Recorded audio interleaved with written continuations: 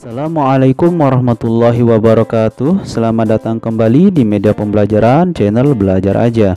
Di video kali ini kita akan melanjutkan pembahasan bab 1 nilai-nilai Pancasila dalam kerangka praktik penyelenggaraan pemerintahan negara dengan pokok bahasan kedudukan dan fungsi Kementerian Negara Republik Indonesia dan lembaga pemerintah non-kementerian. Baik, kita mulai dari latar belakang keberadaan kementerian.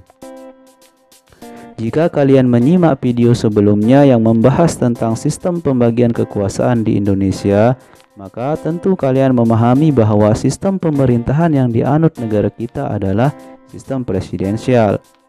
Dalam sistem presidensial, kedudukan presiden sangat kuat karena ia merupakan kepala negara sekaligus sebagai kepala pemerintahan. Dengan demikian, seorang presiden mempunyai kewenangan yang sangat banyak.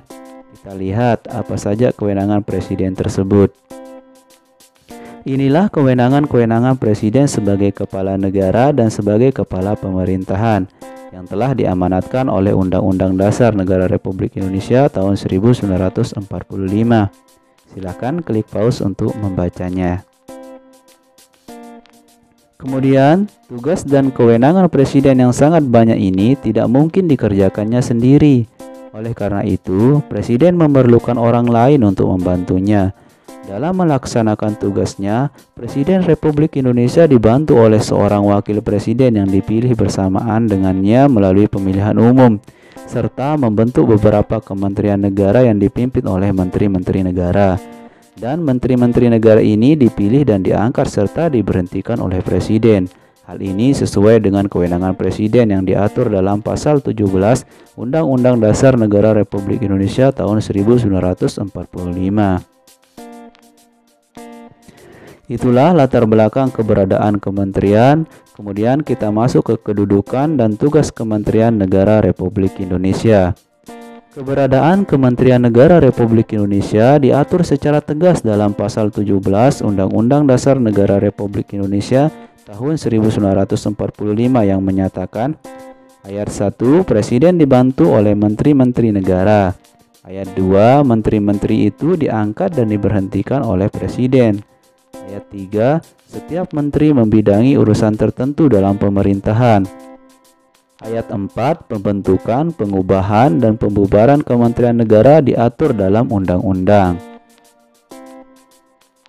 Kementerian Negara Republik Indonesia mempunyai tugas menyelenggarakan urusan tertentu dalam pemerintahan di bawahnya dan bertanggung jawab kepada presiden dalam menyelenggarakan pemerintahan negara. Hal ini sesuai dengan pasal 17 ayat 3 Undang-Undang Dasar Negara Republik Indonesia 1945 tadi yang menyebutkan bahwa setiap menteri membidangi urusan tertentu dalam pemerintahan. Dengan kata lain, setiap kementerian negara masing-masing mempunyai tugas sendiri. Itu dia keberadaan dan tugas Kementerian Negara Republik Indonesia. Kemudian kita masuk ke klasifikasi Kementerian Negara Republik Indonesia. Kalian tentunya sudah memahami bahwa setiap kementerian bertugas membidangi urusan tertentu dalam pemerintahan. Dengan demikian, jumlah kementerian negara dibentuk cukup banyak. Hal ini dikarenakan urusan pemerintahan pun jumlahnya sangat banyak dan beragam. Pasal 15 Undang-Undang Republik Indonesia Nomor 39 Tahun 2008 tentang Kementerian Negara secara tegas menyatakan bahwa jumlah maksimal kementerian negara yang dapat dibentuk adalah 34 kementerian negara. Dan berdasarkan Peraturan Presiden Republik Indonesia Nomor 7 Tahun 2015 tentang Organisasi Kementerian Negara, Kementerian Negara Republik Indonesia dapat diklasifikasikan berdasarkan urusan pemerintahan yang ditanganinya. Kita lihat yang A. Kementerian yang menangani urusan pemerintahan yang nomenklatur atau nama kementeriannya secara tegas disebutkan dalam Undang-Undang Dasar Negara Republik Indonesia tahun 1945 adalah sebagai berikut. Yang pertama, Kementerian Dalam Negeri. Kedua, Kementerian Luar Negeri. Ketiga, Kementerian Pertahanan. Kemudian yang B, kementerian yang menangani urusan pemerintahan yang ruang lingkupnya disebutkan dalam Undang-Undang Dasar tahun 1945 adalah sebagai berikut. Ada Kementerian Agama, Kementerian Hukum dan HAM, Kementerian Keuangan, Kementerian Pendidikan dan Kebudayaan, dan sebagainya. Ada 19 kementerian. Kemudian yang C, kementerian yang menangani urusan pemerintahan dalam rangka penajaman, koordinasi, dan sinkronisasi program pemerintah adalah sebagai berikut. Ada Kementerian Perencanaan Pembangunan Nasional, Kementerian Pendayagunaan Aparatur Negara dan Reformasi Birokrasi, kemudian Kementerian Badan Usaha Milik Negara, dan sebagainya. Ada 8 kementerian. Kemudian kita masuk ke Kementerian Koordinator.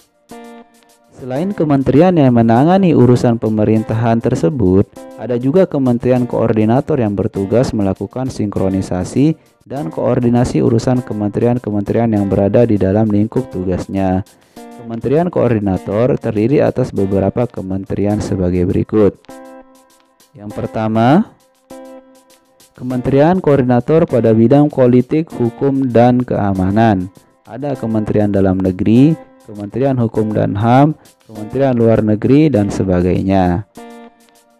Kemudian yang kedua, Kementerian Koordinator bidang perekonomian. Ada Kementerian Keuangan, ada Kementerian Ketenagakerjaan, Kementerian Perindustrian, dan sebagainya. Dan yang ketiga, Kementerian Koordinator pada bidang pembangunan manusia dan kebudayaan. Ada Kementerian Agama, Kementerian Pendidikan dan Kebudayaan, Kementerian Riset, Teknologi dan Pendidikan Tinggi, dan sebagainya ya. Dan yang keempat, Kementerian Koordinator pada bidang kemaritiman. Ada Kementerian Energi dan Sumber Daya Mineral, Kementerian Perhubungan, Kementerian Kelautan dan Perikanan, dan Kementerian Pariwisata. Itu dia klasifikasi Kementerian Negara Republik Indonesia. Kemudian kita masuk ke lembaga pemerintahan non-kementerian. Selain memiliki kementerian negara, Republik Indonesia juga memiliki lembaga pemerintah non-kementerian. Lembaga pemerintah non-kementerian merupakan lembaga negara yang dibentuk untuk membantu presiden dalam melaksanakan tugas pemerintahan tertentu. Lembaga pemerintah non-kementerian berada di bawah presiden dan bertanggung jawab langsung kepada presiden melalui menteri atau pejabat setingkat menteri yang terkait.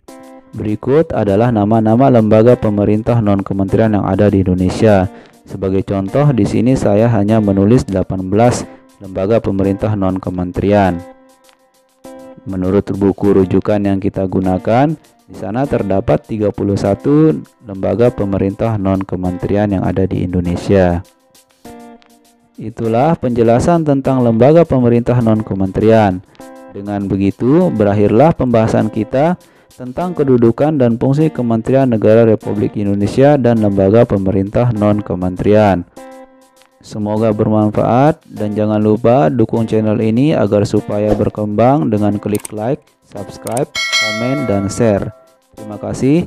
Wassalamualaikum warahmatullahi wabarakatuh.